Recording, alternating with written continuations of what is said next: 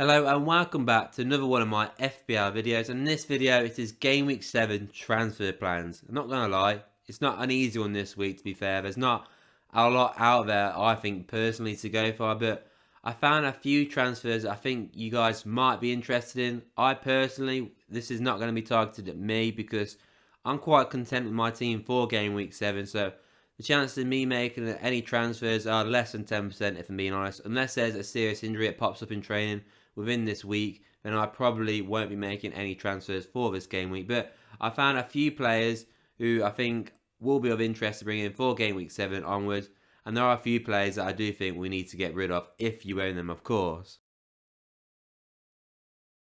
So in the first transfer I've got on here is Gusto out for Shaw. I mean, this one's an easy one to make, particularly if you are a Gusto owner. There's just no point keeping him in your team right now.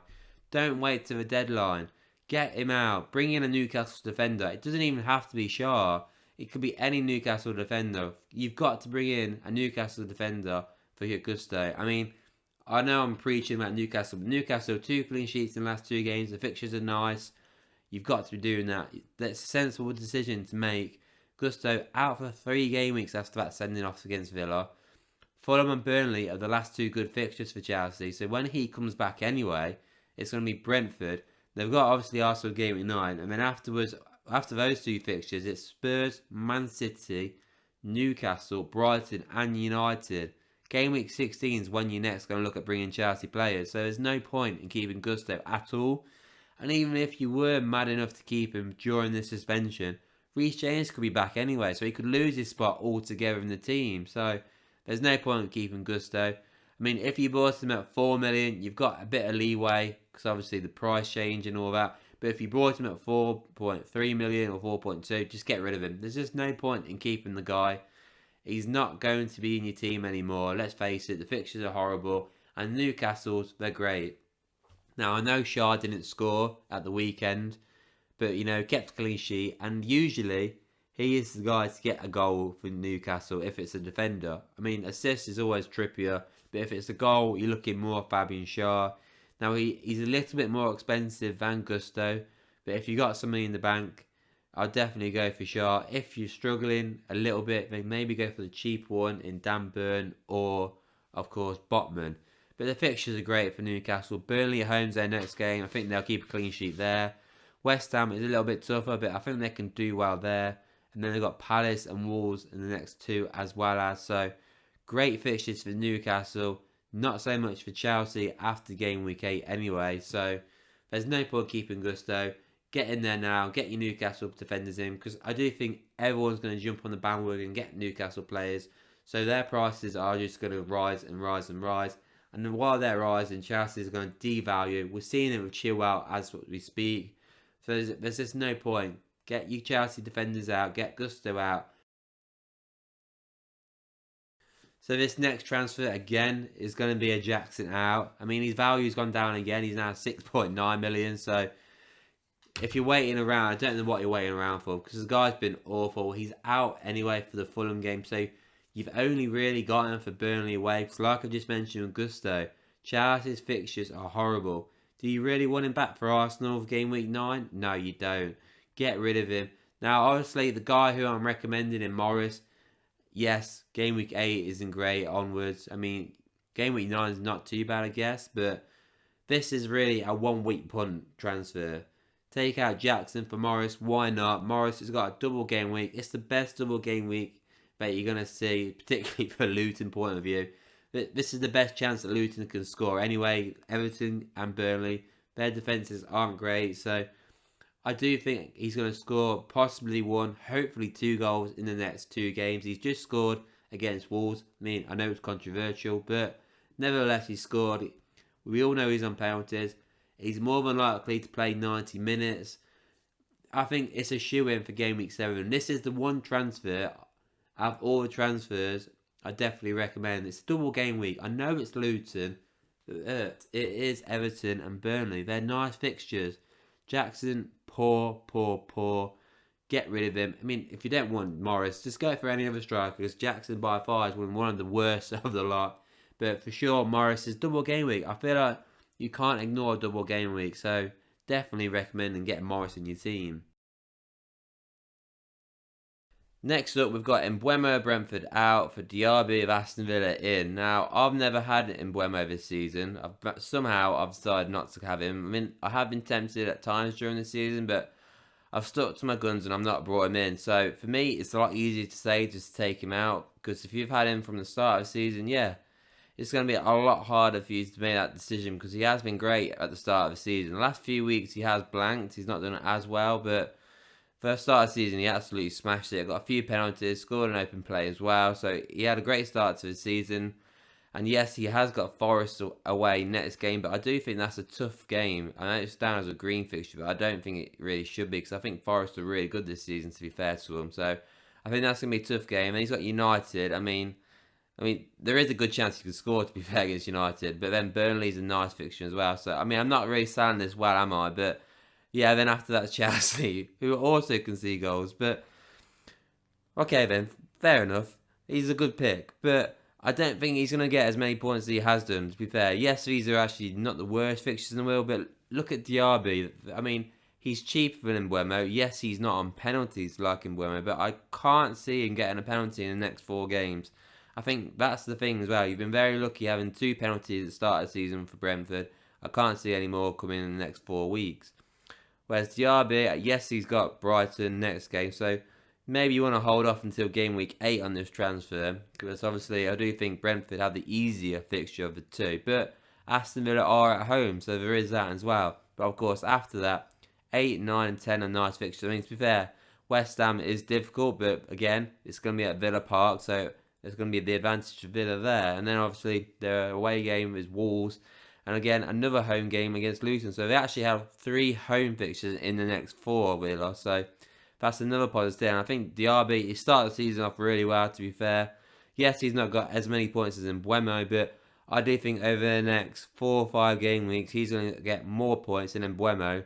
So that's another reason why I do think you should look at probably going for Diaby instead of Embuemo, because I do think the time has come now to really get rid of him, especially now he's nearly hitting 7 million in Embuemo. So I'm sure a lot more people are going to be thinking about selling him. So if you do want to sell him, well, if you did have him at 6.5 million when he was at the start of the season, probably sell him now, get that value, because I do think the next few weeks he'll probably go down, particularly if he does blank against Forest. If he blanks against Forest, I think he'll get a few sales. I mean, I know people are optimistic against Burnley, but I mean, surely Burnley are going to come good eventually, because everyone's been hyping them up from the start of the pre-season, so we'll have to see there. But if it was me, if I had Embuemo, I'd definitely sell him now and get in Diaby. These last 2 here, they are punts. These 2, obviously, you can't sell a striker for a midfielder. So these are just 2 players who I do think they're not being talked about that much. They're not highly owned at all. I mean, barely any be owned, to be fair. And I do think the next 4 weeks, I think they could both do pretty well, to be fair. So first up, we've got Højlund and Man United. And now I know Man United have been pretty bad this season, to be fair. But surely it's going to turn around. I mean, they're not doing as bad as Chelsea, considering how much Chelsea spent. But United, they're not looked, I mean, great defensively. Let's face it, they've been awful defensively. But I think Højlund, in the games he's played so far for United, he's looked pretty decent, to be fair. Now, he's already gone up in price. He's now 7.1 million. So he is probably a little bit expensive, let's say, compared to probably what other people have had up front. But, you know, a lot of people are going in for Alvarez. So maybe you want to go for something different, especially if you've still got, let's say, Nicholas Jackson, for example, who has gone down to 6.9 million. So if you've got some money in the bank, and yeah, go for Højlund, because I do think these fixtures are pretty decent for United, to be fair. So, I mean, excluding Man City in game week 10, because I do think that's going to be not the best fixture for United. But beforehand, they've got Crystal Palace at home. I mean, they've just beat Palace in the Cup, so who knows? They might be able to do it again. I know it's going to be completely different, but again, this one's going to be at Old Trafford, so I do think United have a bit of an advantage there. Brentford, another fixture at home. I mean, I know, obviously, Brentford do have their number on United, but I do think he can get a goal there. Sheffield United away, I think there's goals there for him. So the next 3 game weeks, for sure, I think Højlund could do pretty well for United. And, you know, the guy's under 5% owned. I think if you get on him now, go for something different. Instead of going for an Alvarez, I mean, who's doing really well, to be fair. And get rid of your Jackson, of course. Maybe go for something different in Højlund. The other guy, Gibbs White, and I'll go on about him occasionally from time to time, like I did last season. He goes in these little runs here and there. I mean, he has been pretty quiet, to be fair to him, this season. So, I mean, if you want to go for someone like Hudson-Odoi, who's looked pretty sharp at the start so far of his Forest career, then sure, go for him. But I always like the look of Gibbs White. I think, isn't he their penalty taker as well? I mean, don't quote me on that one. Can't quite remember. But he's one of those guys that can go on runs. I mean, he's got 2 assists so far. We're against United. Apart from that, he's not actually set the world lights so far this season. But he could turn things around. I know Brentford at home is going to be a tough fixture, but again, it is at Forest, and when the Forest are at home, they're pretty good, to be fair to them. So I think he can do well there. Then he's got Palace and Luton after that. I think they can do pretty well there, particularly in game week 9 when it's being at home against Luton. I think they can do some damage against Crystal Palace in game week 8 as well. He's not even 2% owned. I know everyone's got the 5 midfielders that they want, but right, if you've got, let's say, Sterling, I mean, the time is coming up to sell him, for example. If you want to get rid of one of your United assets, your double United, fine. Arsenal have got tougher fixtures coming up, so if you've got 2 Arsenal midfielders, you can get rid of one of them and bring in this guy, because I do generally think he's going to do well in the next, particularly 3 game weeks. I mean, I do think that can actually do something against Liverpool as well. Maybe not win the game, but he can definitely get a goal or assist in that game. But for sure, the next 3 game weeks look good for Forest, and I do think it'll be a good little differential for sure.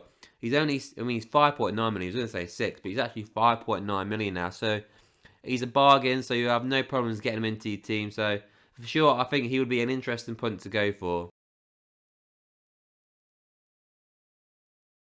So that's it then for this video. Now, I'm not going to lie, that was a pretty difficult video to do, just because personally, I'm finding it hard to bring anybody for Game Week 7 that I fancy. If there's anybody that I like, to be honest, Game Week 7, their fixtures aren't the best, but Game Week 8 onwards is pretty nice. So that is quite difficult. I mean, I've already got Carlton Morris, who I'd definitely recommend bringing in for Game Week 7. He's probably the top priority for me if you want to get somebody in. But I would get rid of him in Game Week 8 though. So there is that issue. If you don't want him for 1 week, then that's fine. But he's got a double game week, and it is a really nice double game week. So for sure, go for Morris. I think Højlund would be a good shout. So if you've already got Haaland and Morris, and let's say somehow you still got Jackson, definitely get in Højlund for this game week. That's nice. And bring in a Newcastle defender. 2 clean sheets in the last 2 games. The fixtures are looking good. For sure, definitely bring in a Newcastle defender. Doesn't have to be Shah. It can be any one of the defenders that's been starting consistently for Newcastle. That I definitely recommend. With Diaby, yeah, I do understand if people don't want to get him for Game Week 7, maybe want to wait till Game Week 8, I get that. But if you want to get him on it early, cause if he does well against Brighton, I do think his price is just going to boom in the next week. So that is an option for you to consider before Game Week 7 deadline. Now, let me know what you think of these transfers. Let me know what you're thinking about doing for Game Week 7. Please don't forget to like and subscribe, and I'll see you all on the next one.